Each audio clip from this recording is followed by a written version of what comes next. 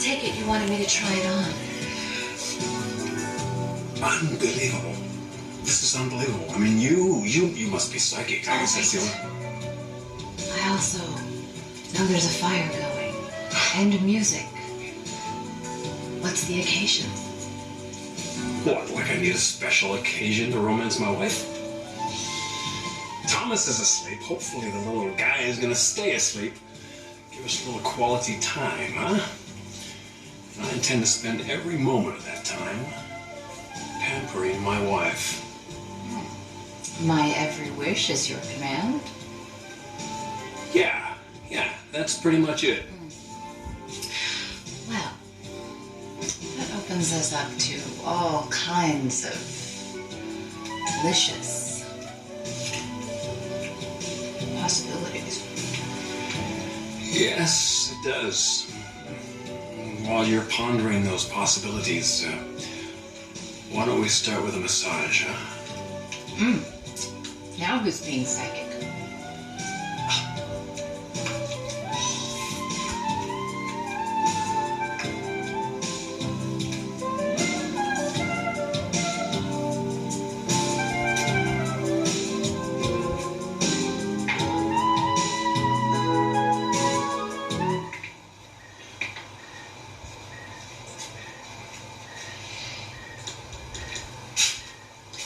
Brooke? Eric, I didn't hear you come in. I'm sorry, I'm scared. Hi, what are you doing here? Well, I talked to Bridget earlier. She said you were going out, so I stopped in to check on her. She's about half an hour away from Lysa. Oh, that's nice of you. She tells me you had dinner with Pierce tonight. A date. A date. Well, it started that way. But it didn't end up that way? No, it ended nicely. Just somewhere in the middle, it was kind of rough. I'm not sure this is the right time to wade back into the dating pool.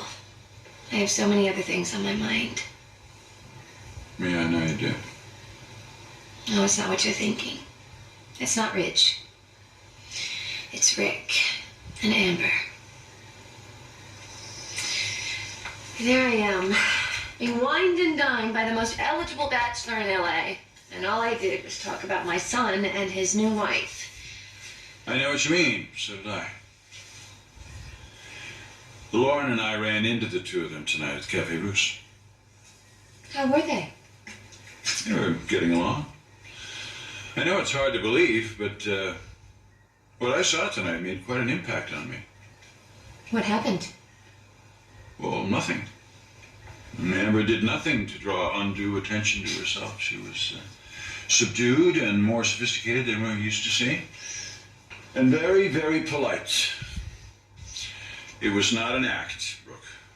Not an act at all. I mean, she was making an effort to put her best foot forward, but it was a sincere effort.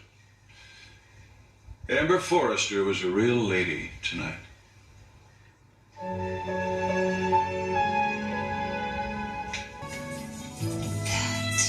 is really nice. Yes, it is, isn't it? Just a little bit more on this shoulder right here. Right in there? Mm-hmm. Here? Yes. Right there. You know what this reminds me of?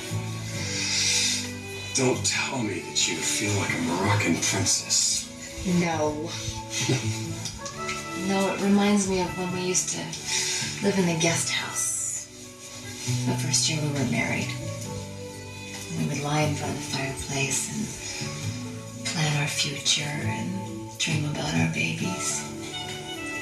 And all those dreams have come true, haven't they? It took a little longer than we would have liked. Well, yeah, but in the end, get everything we wanted.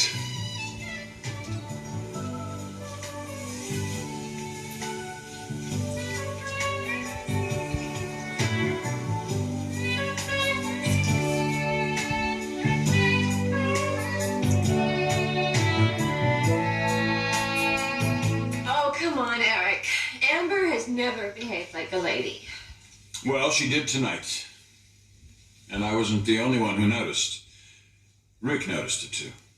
You think so? Oh, I know so. Because he was civil? No, because he was being very sweet to her tonight, very affectionate. He kissed her.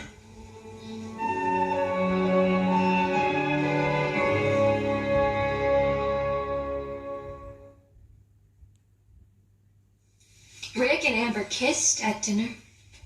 He kissed her. He was that impressed by her. Eric, I think you're reading too much into this. We both know that Amber has never had a problem snowing our son. Brooke, Amber wasn't snowing anybody. Oh, I wish you had been there. I mean, if you could have seen it, I think it would have put your mind at ease. I know it did mine. I would love to believe that Amber was capable of change. But you know what? I talked to her. I gave her the chance to put Rick's needs before her own, and she refused. You're talking about their move. Yes. I asked her to move back in here with Rick, and she went ballistic. She threatened to turn Rick against me if I didn't leave them alone. Now, does that sound respectful and polite to you? Brooke, I know that you and Amber still have issues to resolve.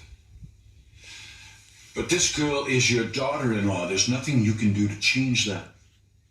And the more you fight this, the more difficult you make things for Rick. And he has enough on his mind. I think it would have put your mind at ease. I know it did mine. I would love to believe that Amber was capable of change. But you know what? I talked to her. I gave her the chance to put Rick's needs before her own, and she refused. You're talking about their move. Yes. I asked her to move back in here with Rick, and she went ballistic. She threatened to turn Rick against me if I didn't leave them alone. Now, does that sound respectful and polite to you? Brooke, I know that you and Amber still have issues to resolve. But this girl is your daughter-in-law. There's nothing you can do to change that. And the more you fight this, the more difficult you make things for Rick. And he has enough on his mind already. He has school, he has exam. Brooke, you've got to reach out to these two kids. You've got to let them know that you appreciate the effort they're making in making this marriage work. How? Well, for starters, you could offer to be there when the baby's born.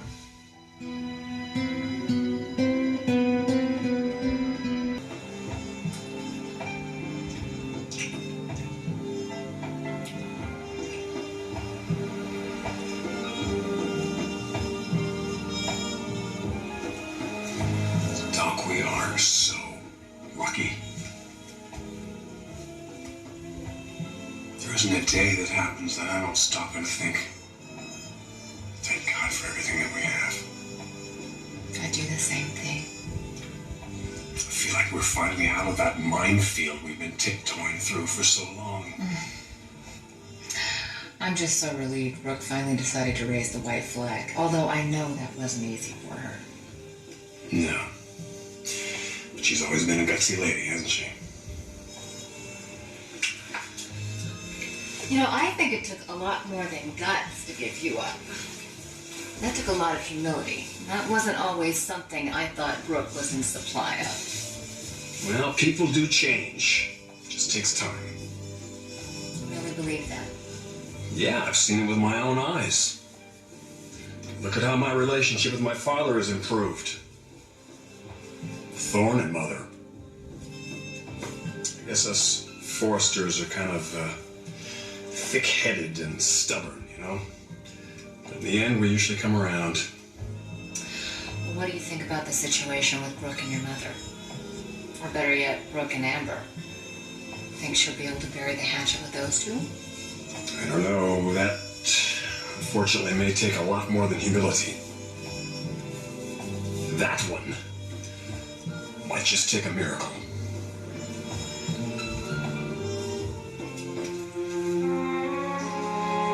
I think it would go a long way towards improving things between the two of you. And if Amber thought you really wanted to be involved... I do want to be involved. This is my grandson. I may not like Amber, but I certainly am going to love this baby. But don't you see, they're the same. They can't be separated. Brooke, do you really want to put this child in the middle of this conflict between you and Amber? Because that's what you're doing. And unless it stops, somewhere down the line, this baby's going to have to choose between his mother and you. Do you want him to have to do that? No. Look, I just think you have to extend an olive branch here. I guarantee you it will not be rejected. Because deep down, Amber doesn't want to fight with you. She loves our son, and she knows the best thing she could possibly do for him is to bring this family back together. And you know it too.